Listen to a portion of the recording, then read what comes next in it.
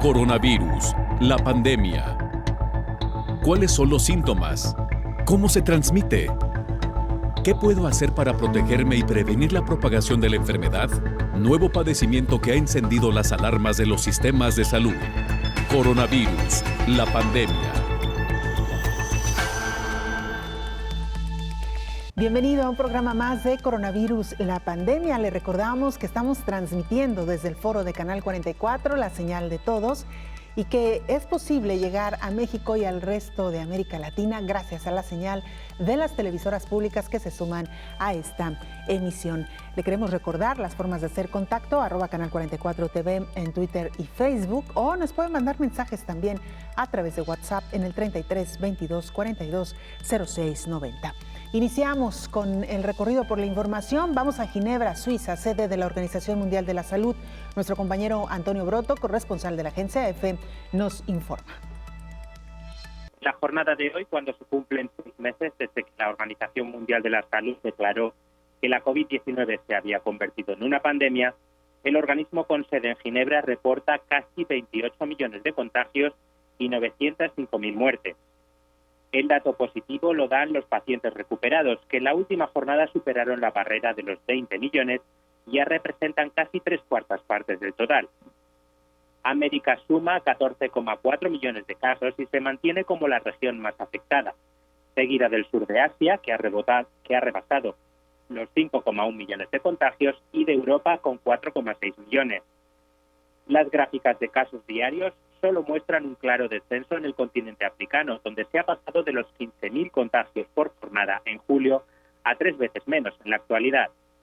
Por el contrario, Europa muestra más claramente que cualquier otra región una segunda oleada de la pandemia, aunque con mucha menos letalidad que la sufrida en los meses de marzo y abril.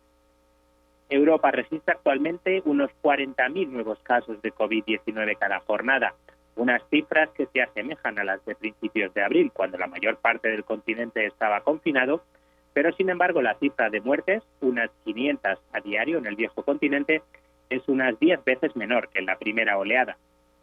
A este respecto, la directora técnica de la OMS para la COVID-19, María Van Kerkhove, analizó que el alto número de casos, con una baja tasa de mortalidad en Europa, prueba que la comunidad internacional conoce mejor el virus y cómo enfrentarlo. Actualmente se sabe cómo encontrar los casos antes, cómo tratarlos, cuándo darles oxígeno, hospitalizarlos o administrarles dexametasona, subrayó la responsable de la Organización Mundial de la Salud.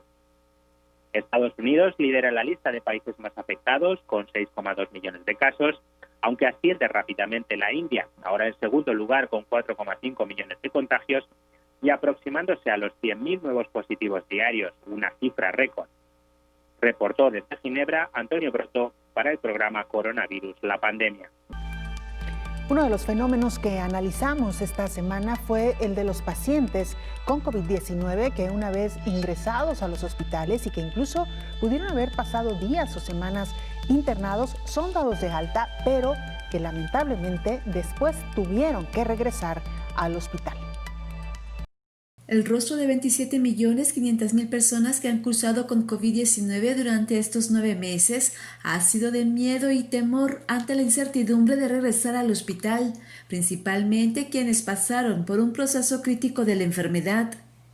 Aunque la mayoría se recupera en casa, los casos graves son atendidos en las unidades de cuidados intensivos o en áreas de observación al cursar con síntomas de falta de aire, de tipo gastrointestinal y neurológicos como confusión, cognitivo, del habla, en sí, un cambio súbito en la salud mental debido a la falta de oxigenación al cerebro. La COVID-19 no solo presenta síntomas respiratorios, sino una gama de afectaciones en cada órgano que pone en peligro la salud de la persona, quienes reciben una atención especial que conforme pasan las semanas se van recuperando. Sin embargo, se ha detectado pacientes que, tras permanecer un par de semanas hospitalizados y son dados de alta, regresan, tuvieron una recaída, la mayoría por presentar daños en varios órganos a consecuencia de la infección.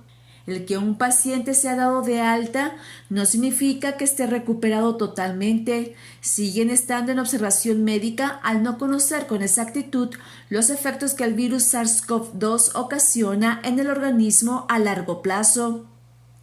De acuerdo a estudios internacionales, la recuperación puede tardar un periodo largo.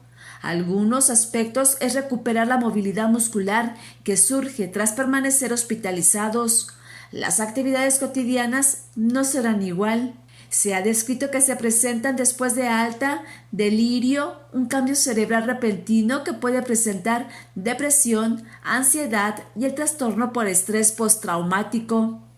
Uno de los problemas que más preocupa a la comunidad médica internacional son los problemas cardíacos, pulmonares como es fibrosis pulmonar y renales que pueden presentar tras cursar COVID-19. Los primeros estudios sobre la función pulmonar de pacientes que fueron dados de alta en China mostró que la reducción de la capacidad pulmonar era una de las principales consecuencias observadas. Un estudio del Journal of the American Medical Association, JAMA por sus siglas en inglés, señala que en pacientes que cursaron de forma moderada la enfermedad y dados de alta en Italia, en 8 de cada 10 persistía al menos un síntoma como fatiga y dificultad respiratoria después de 2 meses. La COVID-19 es una enfermedad sistemática y no solo respiratoria. Los científicos aún investigan los daños causados de manera directa por el virus o por factores indirectos vinculados a uno de los padecimientos que ha puesto a temblar al mundo. Informó Isaura López Villalobos. Esta semana, sin duda alguna, fue noticia también el anuncio de AstraZeneca sobre la suspensión de la fase 3 que realizaba para encontrar una vacuna contra COVID-19. Esto porque en la aplicación del grupo de muestra, uno de estos pacientes, una de estas personas que participó en el ensayo, registró reacciones adversas. El infectólogo Héctor Raúl Pérez Gómez nos habla sobre el avance en el desarrollo de algunas vacunas y específicamente sobre esta pausa que hizo AstraZeneca.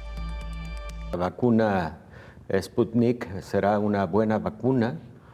Rusia se ha caracterizado por generar muy buenos productos en el área de la farmacología y la biotecnología. Y por otro lado, la buena noticia también de la vacuna que está desarrollando Cuba, que también tienen mucha experiencia en Cuba. Ellos han desarrollado vacunas como la antimeningocóxica, por ejemplo, algunas vacunas contra el virus de la hepatitis B, que han sido buenas vacunas. Y la no buena es efectivamente esa pausa que hace AstraZeneca y la Universidad de Oxford, que dicho sea de paso, esas pausas, Belén, ocurren frecuentemente cuando se lleva a cabo un ensayo clínico. Si existe un evento adverso grave, entonces se pausa el procedimiento, el proceso, se analiza qué es lo que ocurrió y luego se da continuidad si ese evento adverso grave no está relacionado estrictamente con el biológico que está en estudio. Los eventos adversos se dividen en graves y no graves. Y luego también se dividen en asociados o no asociados a lo que se encuentra en estudio. Entonces, un evento adverso de esta naturaleza, ¿a qué lleva? Recordarás que alguna vez platicamos que los ensayos clínicos aleatorizados doble ciego tienen códigos cerrados para que no sea fácilmente identificable quién está recibiendo el biológico y quién está recibiendo placebo. Bueno, ocurre un evento adverso grave, se tienen que romper esos códigos para saber, ¿estaba recibiendo el biológico, el producto activo, o estaba recibiendo placebo? De esa manera saber si está relacionado con lo que estamos estudiando. Entonces, no nos extrañe esta pausa que hace AstraZeneca, que también es posible que sea una pausa corta, Y eso ocurre frecuentemente en la investigación clínica, en los ensayos clínicos, sobre todo en los de fase 3. Está dentro de lo que conocemos como buenas prácticas en la investigación clínica. Exactamente eso se tiene que hacer y además se tiene que dar a conocer. Tiene que publicitarse porque eso hace mucho más transparente todo el proceso de desarrollo de un biológico. Y hablando de vacunas, Cuba avanza de manera exitosa en el desarrollo de un biológico contra COVID-19. En la isla se encuentra Atahualpa Americe, él es corresponsal de la agencia EFE en Cuba y también colaborador de este espacio. Escuchamos su información. Buenos días, ¿qué tal? ¿Cómo estáis? Pues bueno, aquí sigue avanzando la vacuna cubana. De hecho, la semana pasada, en concreto el 3 de septiembre, se sumaron al ensayo clínico de la vacuna Soberana 01 otros 20 voluntarios. El objetivo ahora mismo, en este momento, es determinar si la vacuna contra la COVID-19 de Cuba es segura para poderla extender a un grupo mayor de participantes y, en último término, ya a la población cubana.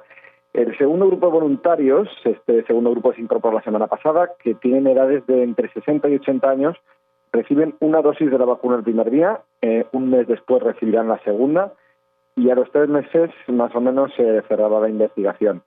Para esta primera etapa del ensayo clínico se han dividido a los voluntarios en 2 grupos. Había uno más joven, con personas entre 19 y 59 años, que ya empezaron. Ellos fueron los primeros en someterse a la prueba el pasado 24 de agosto y ellos les ha seguido este otro de 60-80 de la semana pasada. Hay que decir que la vacuna es preventiva y que en esta primera fase de investigación se mide la seguridad del producto y se registra todo lo que suceda con los voluntarios.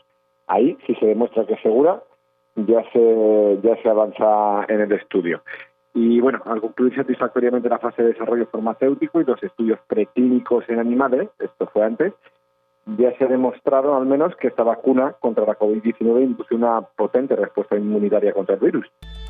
Hacemos una pausa brevísima, regresamos con más.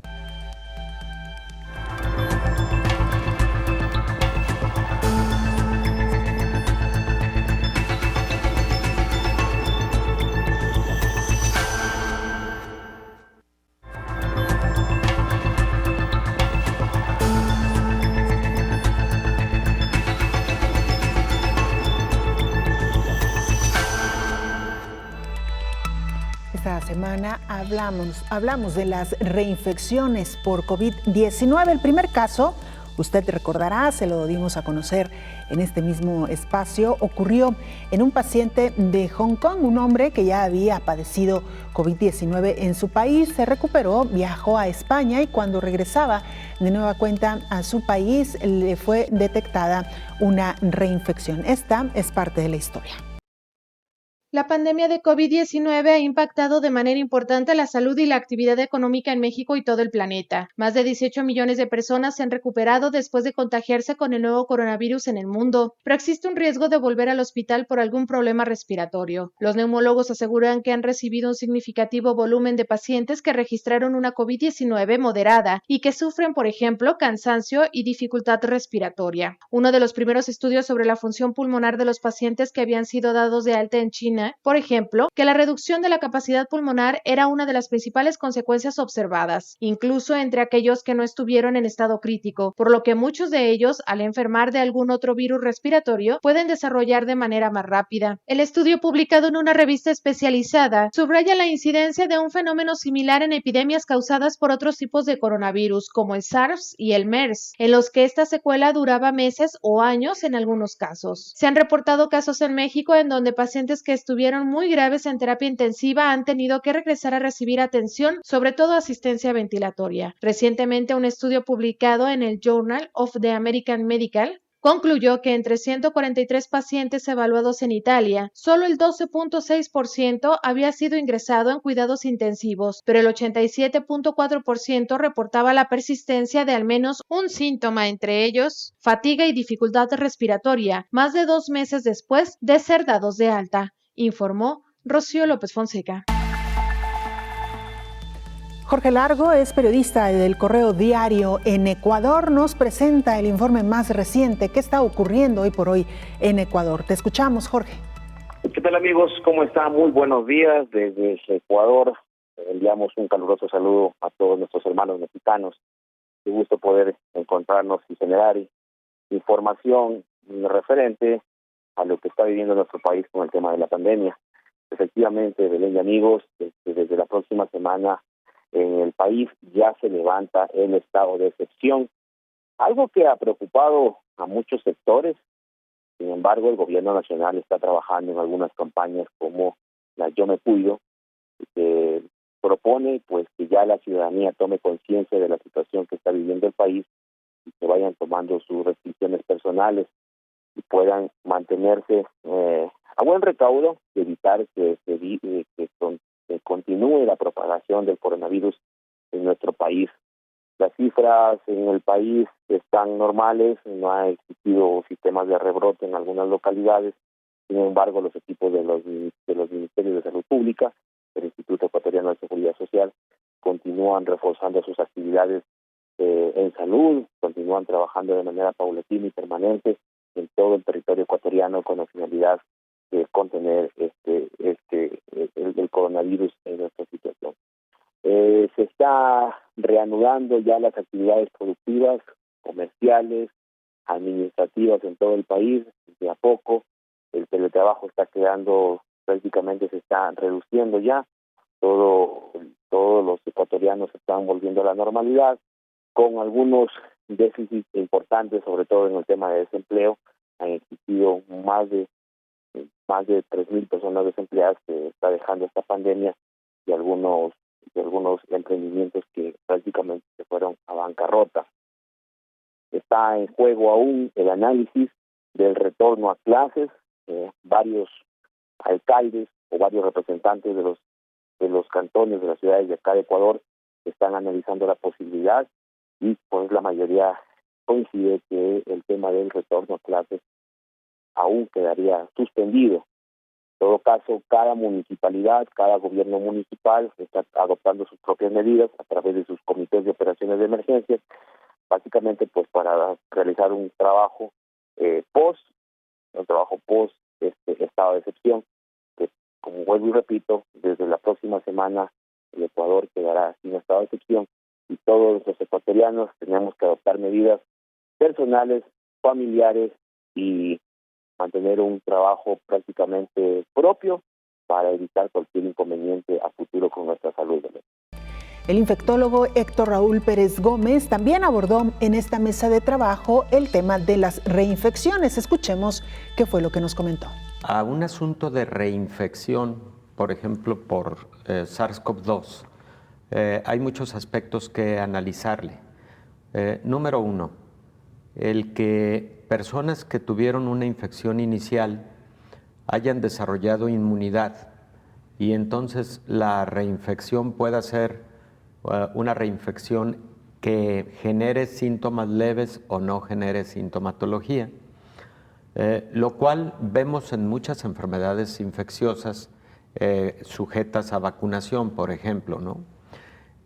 Segundo, para definir que se trata de una reinfección, tendríamos que tener el elemento de identificar que el virus, la cepa que causó la primera infección y la cepa que ha causado la nueva infección son diferentes.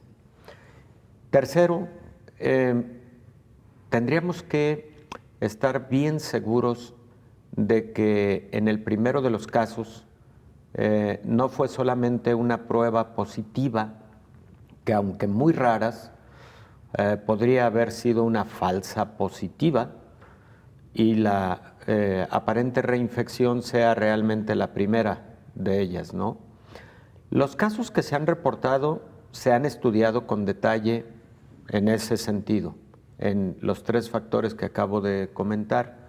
El último de ellos, que fue publicitado como el primero en el mundo, realmente no fue el primero en el mundo, ya había publicaciones al respecto, y es el de un joven de 33 años de Hong Kong, viaja a tiene su primer episodio al parecer en marzo o en abril en Hong Kong, con síntomas, con prueba confirmatoria de PCR y viaja a España el mes pasado, regresa a Hong Kong y al regresar a Hong Kong, como protocolo de seguridad para ingreso al país, le vuelven a realizar una PCR, resulta positiva.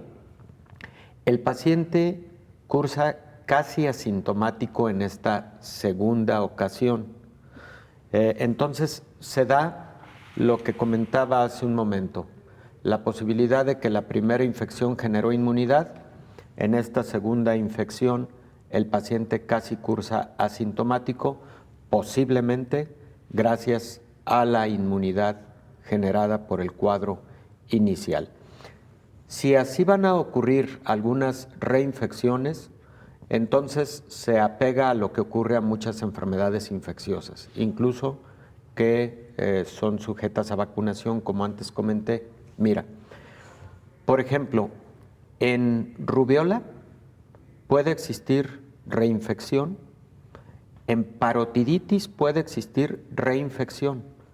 Estas dos enfermedades virales son sujetas a vacunación e incluso personas que se han vacunado pueden tener una infección más adelante con el antecedente de vacunación, pero una infección que cursa de forma muy leve, pero se ha comprobado que son infecciones, pero que el sistema inmune atenuó importantemente el cuadro clínico de un segundo episodio.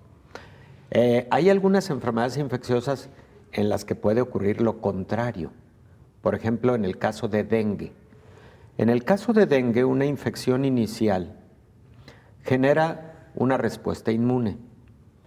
Esta respuesta inmune de lo que conocemos como el sistema inmune adaptativo o especializado es la que luego puede responder de manera específica al patógeno para el cual se desarrolló.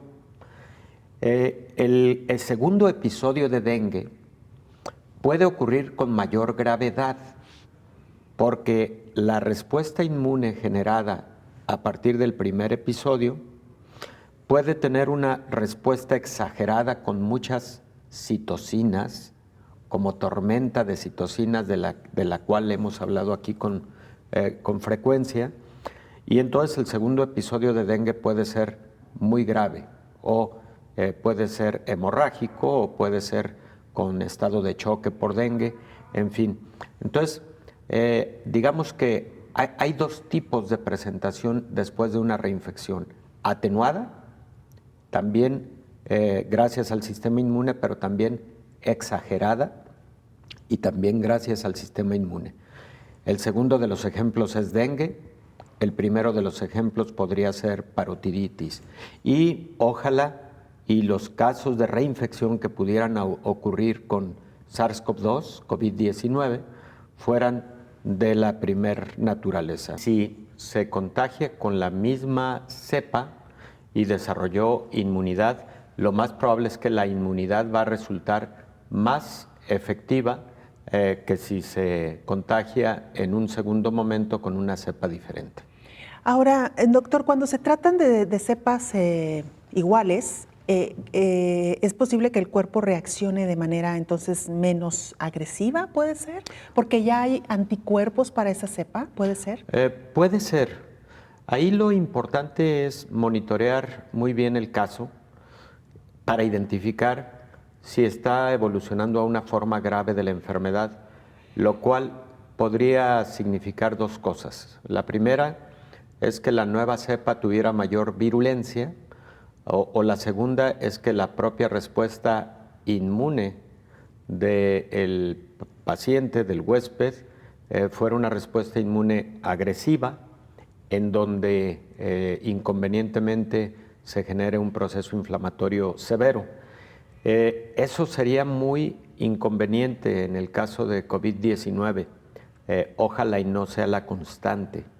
Decía en el segmento anterior que ojalá y la constante fuera que si existen reinfecciones, el sistema inmune logre contener tempranamente a esta infección nueva para que el cuadro no sea un cuadro grave, pero claro, que no vaya a ser al contrario, que la respuesta inmune responda con tal nivel de agresividad que provoque un proceso inflamatorio severo y por lo tanto el paciente pueda estar en condiciones de gravedad. El papel más probable, el habitual, es defensa temprana para que la enfermedad no se desarrolle más allá de una infección banal, posiblemente nasofaríngea, similar a un cuadro gripal, similar a un cuadro catarral, como ha sido el caso de los 4 primeros coronavirus que causaron enfermedad infecciosa en el ser humano. Recordarás que el que estamos teniendo en la actualidad es el 7º. 4 iniciales que causan enfermedades comunes, respiratorias, de la época de invierno. Luego vino el SARS, luego vino MERS y luego vino COVID-19. Entonces, cabría la posibilidad de que una reinfección en una persona con inmunidad, ya sea adquirida por la vacuna o adquirida por una infección natural original, primaria, pudiera generar protección y por lo tanto un segundo cuadro banal, como ocurrió en este paciente de Hong Kong de 33 años de edad, que fue publicitado como el primer caso de reinfección en el mundo. No, realmente había otros antes. Hacemos una pausa brevísima. Todavía tenemos mucha más información para compartir con usted.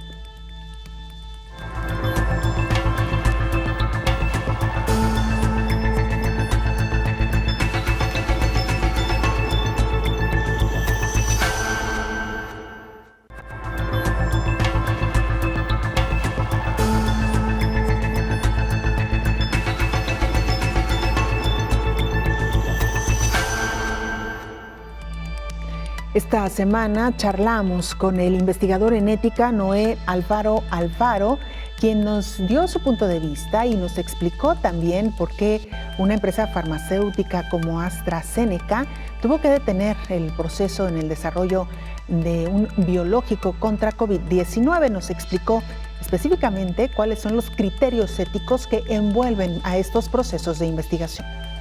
Toda investigación debe de tener 2 aspectos muy importantes que tiene que cumplir: el aspecto metodológico y el aspecto ético.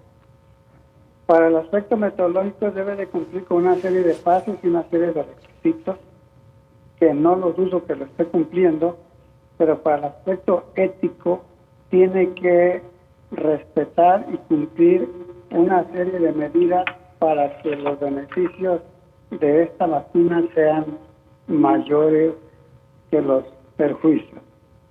En una investigación se tiene que contar, además de una serie de grupos revisores, evaluadores, el grupo relacionado con la ética en investigación. A nivel mundial existe una reglamentación ya sobre este punto, en el cual, sobre todo en investigaciones internacionales de este tipo, se debe de contar con comités evaluadores independientes, tanto de la empresa como de la universidad, para poder seguir evaluando y tener la capacidad de tomar medidas en cuanto haya algún problema o daño que se sospeche que está relacionado con la vacuna. Entonces, la medida tomada por este grupo evaluador, por un lado, significa que están siguiendo de cerca la investigación, y aunque es una reacción adversa que hay que investigar si está ligada al proyecto, también nos da la confianza de que es un comité independiente, de que puede detener y parar una investigación. En este caso, entonces, quiere decir que se están siguiendo las guías y de buenas prácticas clínicas en investigación, y que se puede detener independientemente de los costos y los gastos que tenga una investigación.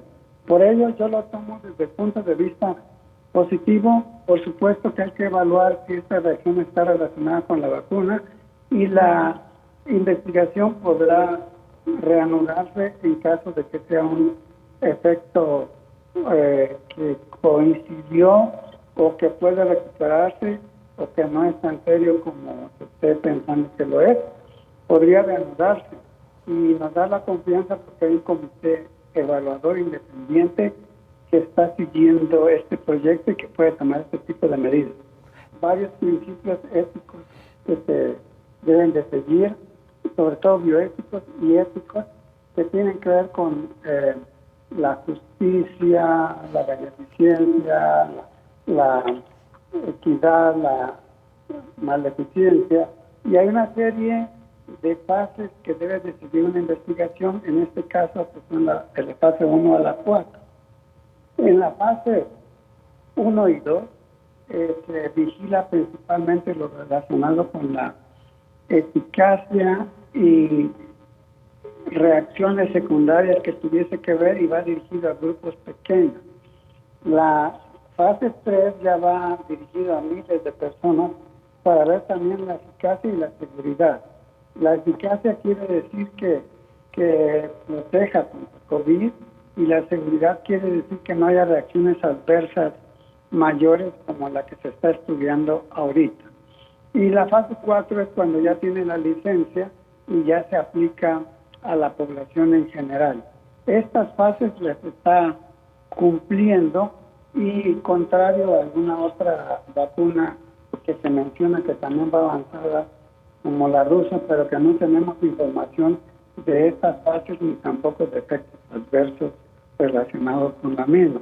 Por ello, entonces, para que cumpla con esta serie de criterios, tiene una serie de comités que están vigilando, y por supuesto tiene que seguir la guía de las buenas prácticas clínicas que tienen relación sobre todo con la ética y aspectos relacionados con el consentimiento informado de los sujetos que se sometan a esta investigación.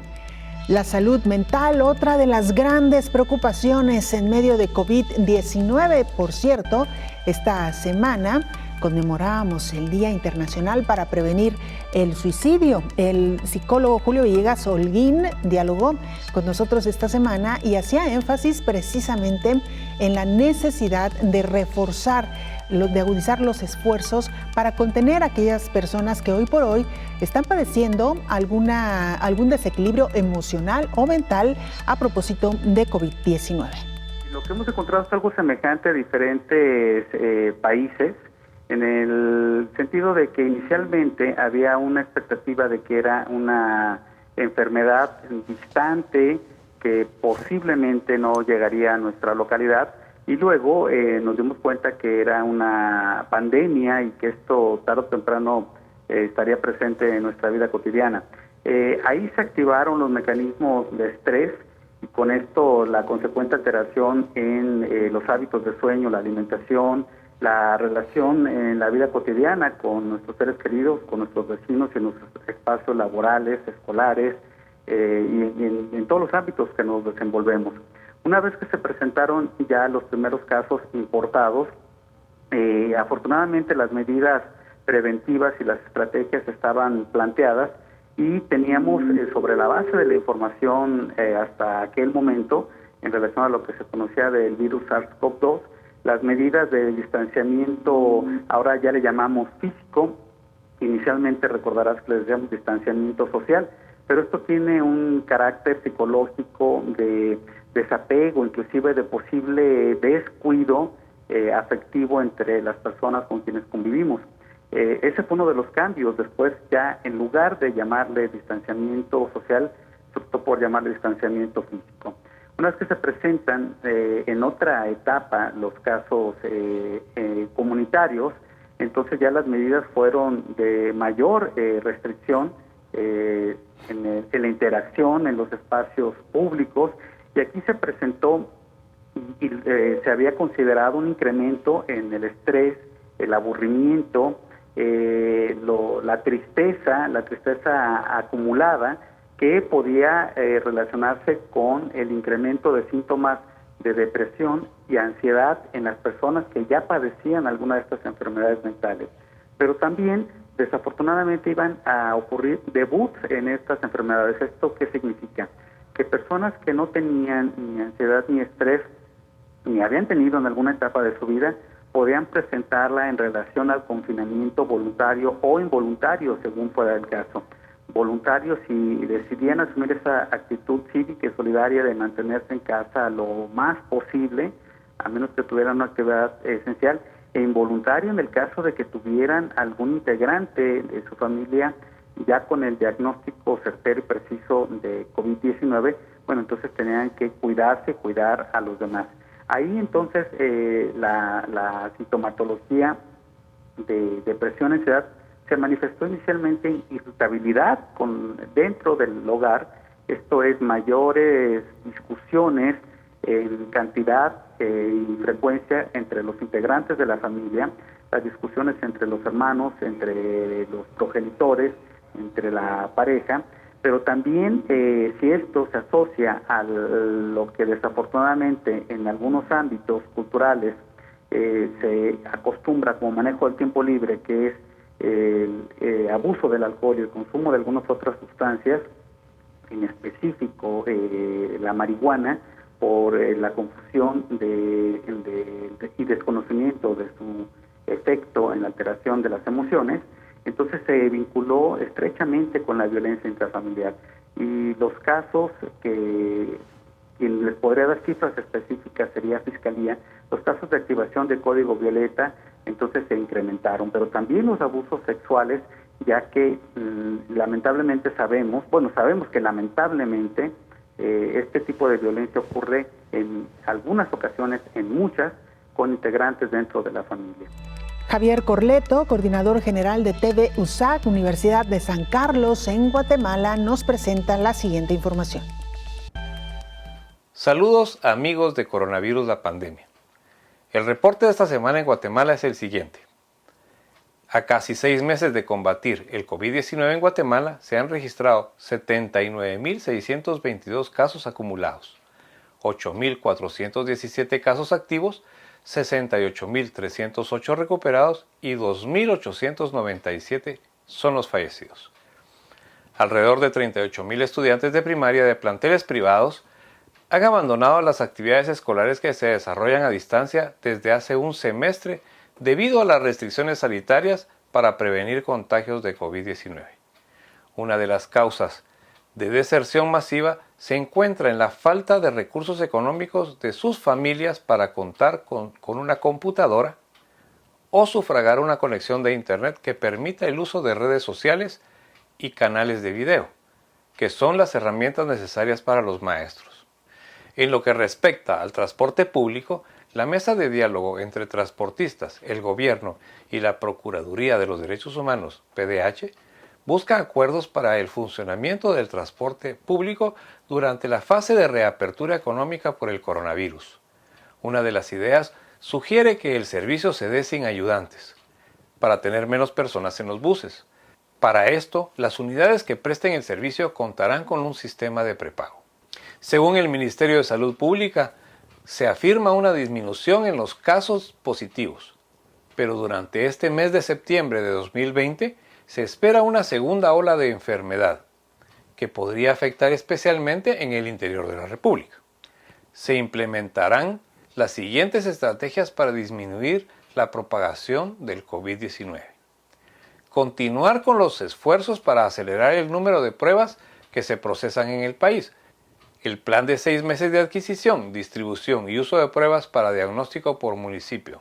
Habilitar centros regionales y departamentales de diagnóstico molecular, incorporación de nuevas pruebas de diagnóstico por antígeno y moleculares.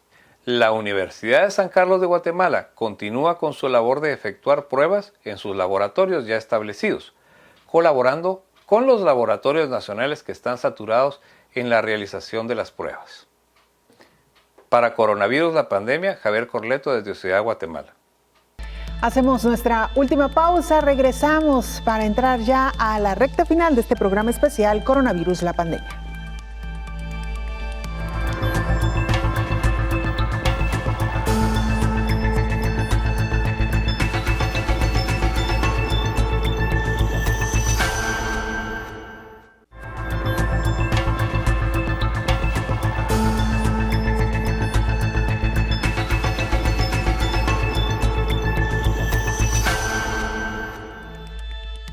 Rusia ha sido noticia también esta semana, luego de que anunciara avances importantes en la creación de la vacuna conocida como Sputnik V. También ha sido noticia porque el gobierno mexicano anunció que ha apartado ya un lote por 30 millones de dosis de esta vacuna rusa, que hoy por hoy está siendo una de las más demandadas. Y ha sido noticia este país también porque anunció que está en pleno desarrollo un segundo biológico. Nuestra compañera Celine Meisiger, corresponsal de la agencia EFE en Rusia, nos informa. Hola, ¿qué tal? Buenos días, Belén. Buenos días a todo el auditorio de Canal 44. Como sabes, América Latina es una gran prioridad para Rusia y su vacuna Sputnik V. En especial, México y Brasil tendrán un papel importante en los ensayos de la fase 3 de la vacuna. Ya sabes, Belén, el canciller ha dicho que México participaría en los test si es aprobado por la Secretaría de Salud y la Comisión Federal para la Protección contra Riesgos Sanitarios. Rusia y el laboratorio Landsteiner han llegado a un acuerdo en virtud del cual Rusia suministrará 32 millones de dosis de la vacuna a México a partir de noviembre, cantidad que ayudará a vacunar al 25% de la población. Pero es más, este viernes el regulador sanitario ruso informó que ha mantenido conversaciones con funcionarios y científicos mexicanos sobre la pandemia del coronavirus y futuros planes de cooperación. De acuerdo con esta agencia rusa, México ha mostrado interés en la segunda vacuna que Rusia está desarrollando, denominada Epivac Corona, del Centro de Investigaciones Vector, que está terminando la fase 2 de ensayos. Reportó desde Rusia para el programa Coronavirus la Pandemia, Celine Meisiger. De Rusia vamos a Colombia. Nuestra compañera María Paula Garzón, periodista del canal TRO Colombia, nos presenta su informe. Gracias, un saludo muy especial desde Colombia. Iniciamos con cifras. En este momento ya superamos los 700.000 casos positivos de COVID-19 con más de 22.000 muertes. Sin embargo, pues ya hay más de 570.000 personas que se han logrado recuperar de este virus, lo que significa que hay más de 101.000 casos positivos activos en Colombia en este momento. En el último mes se habría estado presentando pues un pico bastante alto, con un número aproximado entre 8.000 y 10.000 casos diarios. Pues esta semana el pico ya habría empezado a bajar según las autoridades, porque se han presentado entre 5.000 y 7.000 casos diarios. Esto es una noticia positiva. Sin embargo, el Ministerio de Salud alertó que ese sería el panorama, la realidad de Colombia hace 2 semanas, cuando aún estábamos en un aislamiento obligatorio. Pero ahora habría que esperar una semana más para conocer cuál es la realidad después de que se activó una fase de un aislamiento selectivo que fue a partir del 1 de septiembre, donde ya no hay restricción para que las personas permanezcan en sus casas y puedan salir a las calles. Bien, pues en este momento ya también se han permitido y se ha iniciado una reactivación económica completa en los diferentes sectores del país. Uno de los más esperados era el tema del transporte, y aunque ya el transporte terrestre intermunicipal se ha activado en todo el territorio colombiano, pues la comunidad aún continúa esperando que se sigan activando vuelos nacionales. Ya hay para las principales ciudades, pero todavía faltan algunos protocolos para que el Ministerio de Salud apruebe esto. También pues los vuelos internacionales todavía están restringidos aquí en Colombia. El Ministerio de Salud está todavía revisando los lineamientos y al parecer pedirían una prueba negativa de COVID para cada persona que desee ingresar al país. En la primera fase de aprobarse este lineamiento, pues tendríamos conexión con países como Estados Unidos, México, también el Reino Unido, entre otros países también como Brasil. Ya en la segunda fase tendríamos conexión con países como Venezuela, Chile, Perú, Panamá, entre otros. Aparte de esta situación de pandemia que se está viviendo pues en todo el mundo, en Colombia tenemos otra situación bastante particular y es en materia de orden público. En los últimos días se han registrado diferentes manifestaciones que han terminado en disturbios entre las autoridades y la comunidad. Estas manifestaciones se han dado por algunas situaciones lamentables que han terminado en muertes de ciudadanos, al parecer a manos de la policía por un abuso de autoridad. Esto ha desencadenado que la comunidad haya decidido salir a las calles, también a tener y hacer algunos daños materiales, como también afectando estaciones de policía y buses del transporte masivo. Esto ha desencadenado también algunas aglomeraciones, por lo cual las autoridades están muy alertas a que este pico no empiece a incrementar debido a las aglomeraciones que se han estado presentando en los últimos días. Es toda la información que tenemos por el momento. Un saludo muy especial desde Colombia. Este fue un informe de María Paula Garzón desde el Canal Tro. Esta semana hablamos también de la telemedicina en tiempos de COVID, una herramienta indispensable, valiosa, ahora que este nuevo coronavirus nos ha obligado a mantenernos en casa o a mantenernos en cuarentenas largas, totalmente aislados. El infectólogo Héctor Raúl Pérez Gómez nos explicaba en qué consiste este término de la telemedicina y por qué se ha convertido en una herramienta fundamental para los médicos. En este caso, la aplicación de la telemedicina es predominantemente para generar una comunicación óptima, continua, y que genere seguridad ante esa relación del paciente con su médico, con el profesional de la salud. Pero también ha tenido mucha aplicación, evidentemente, en la comunicación entre los propios profesionales de la salud. En el caso del contacto y la comunicación entre el paciente y su familia con los profesionales de la salud, tú lo dices muy bien, ha sido predominantemente por la necesidad de aislamiento que estos pacientes han tenido en casa, particularmente los pacientes que tienen las formas leves o moderadas de la enfermedad. En estos pacientes queda muy claro, o debe quedar muy claro, que existen signos de alarma o de alerta para los cuales deben estar muy atentos familia y paciente, y para lo cual habrá necesidad de entrar inmediatamente en comunicación con el profesional de la salud que está dando el seguimiento. Hemos hablado aquí de esos signos de alarma o de alerta en muchos momentos. El paciente cuya oximetría disminuye a menos de 92, el paciente que empieza a notar dificultad para respirar, quien tiene temperaturas muy altas, por arriba de 39 grados centígrados o por debajo, o temperaturas muy bajas por debajo de 35.5 grados centígrados, también son signos de alerta. El paciente que tiene manifestaciones neurológicas debe inmediatamente estar en contacto con el profesional de la salud. Entonces, esto evidentemente se puede lograr a través de métodos de telemedicina.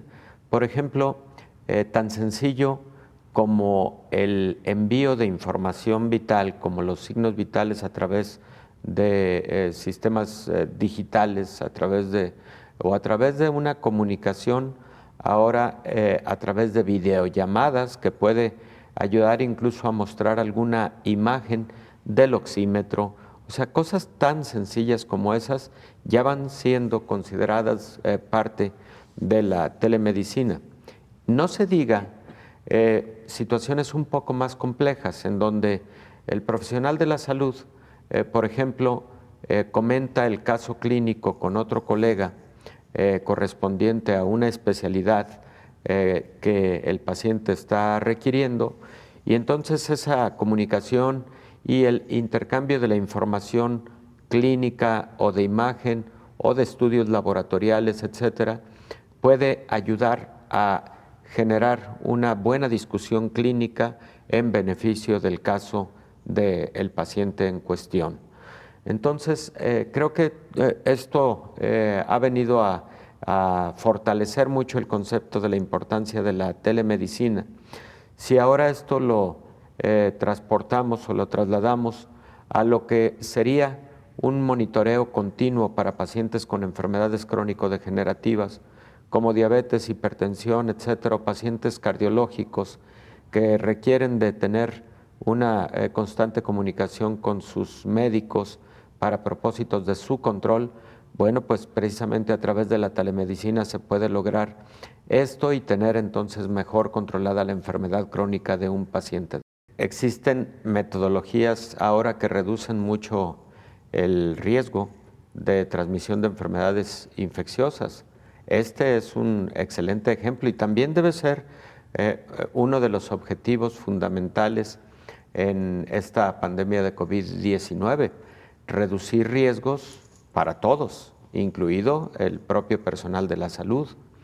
Si un paciente que se encuentra estable en casa está siendo adecuadamente monitoreado y a través de la telemedicina el profesional de la salud está siendo continuamente informado al respecto, bueno, no hay necesidad, por ejemplo, de estar haciendo una revisión diaria del paciente y esto pues genera primero tranquilidad al paciente, segundo comodidad, tercero reducción de riesgos de transmisión porque el paciente tendría que salir a una consulta médica y eso puede representar contacto con más personas en la comunidad y con el propio personal de la salud. Entonces, creo que, y además, eficiencia en el uso de los recursos, las tecnologías de la información, entre los grandes beneficios que han venido a traer a la humanidad a partir del surgimiento del Internet hace, por cierto, más de 50 años. Y digo hace más de 50 años porque el Internet surge como una herramienta para la milicia, particularmente norteamericana, y después ya se convierte en una herramienta generalizada para el mundo, ¿no? Pero a partir de ahí, uno de los grandes beneficios pues, es también eficientar recursos y ser mucho más expeditos en la comunicación. Antes de despedirnos, le contamos que de acuerdo a un estudio de la Universidad Florida Atlantic, las mascarillas N95 con válvula o las pantallas faciales sirven para evitar la propagación de COVID-19, pero lo que advierte este estudio es que su nivel de protección es mínimo. Las mascarillas con válvulas y las viseras de plástico no impiden por sí solas la propagación del nuevo coronavirus. Según un estudio publicado el martes, quienes usan estos dispositivos pueden rociar pequeñas gotas invisibles en un área extensa cuando tosen o estornudan. Investigadores de la Universidad Florida Atlantic usaron rayos láser horizontales y verticales para observar cómo pequeñas gotas de agua destilada y glicerina se propagaban de una cabeza de maniquí equipada con una visera de plástico o una máscara con un respirador de válvula.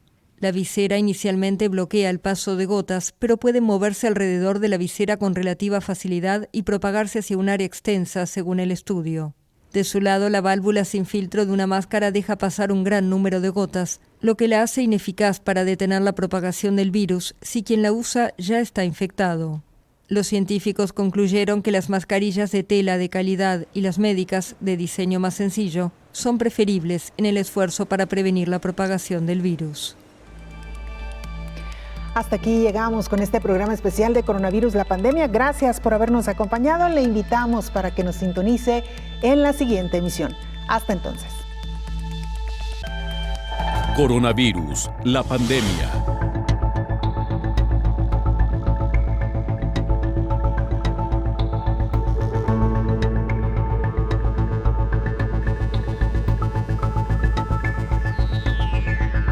Coronavirus, la pandemia.